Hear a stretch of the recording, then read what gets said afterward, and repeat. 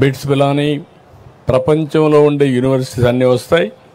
ఇక్కడే మీ భూమిలో మీరు చూస్తే క్వాంటమ్ కంప్యూటింగ్ వస్తూ ఉంది.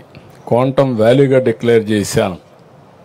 విశాఖపట్నంలో నిన్నే గూగుల్, ఈరోజు ఢిల్లీకి వెళ్తున్నా, గూగుల్ కూడా వచ్చే పరిస్థితికి వచ్చింది.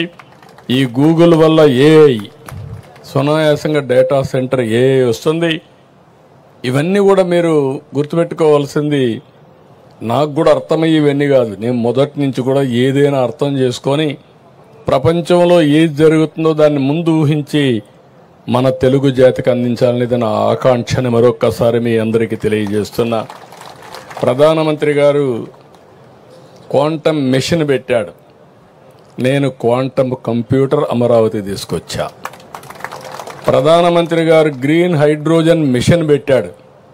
నేను ఆంధ్రప్రదేశ్ని గ్రీన్ హైడ్రోజన్ వ్యాలీగా తయారు చేస్తున్నా.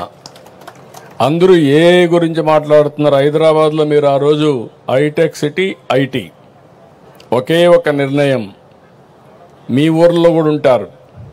ప్రపంచంలో ఏ దేశానికి పోయినా హైయెస్ట్ పర్ క్యాపిటల్ ఇన్కమ్ ఎవరిదంటే తెలుగువారిది. అది తెలుగువారి యొక్క ప్రతిభని మరొకసారి మీ అందరికీ విజ్ఞప్తి చేస్తున్నా. ఇప్పుడు అయిపోయింది, డేటా సెంటర్ లేకపోతే క్వాంటమ్ కంప్యూటర్, ఇంకొక పక్కన ఎక్కడికక్కడ ఆర్టిఫిషియల్ ఇంటెలిజెన్స్. ఆర్టిఫిషియల్ ఇంటెలిజెన్స్ వల్ల నిర్ణయాలు చేయడం చాలా ఈజీ అవుతుంది, చాలా అక్యురసీ వస్తుంది. నేను ఇక్కడే ముగ్గురికి నారాయణ గారికి చెప్తున్నా. నారాయణ గారు ఫస్ట్ నుంచి అసోసియేట్ అయ్యాడు, శ్రావణ్ కుమార్ ఫస్ట్ నుంచి అసోసియేట్ అయ్యాడు. Please subscribe to Leo news for more videos.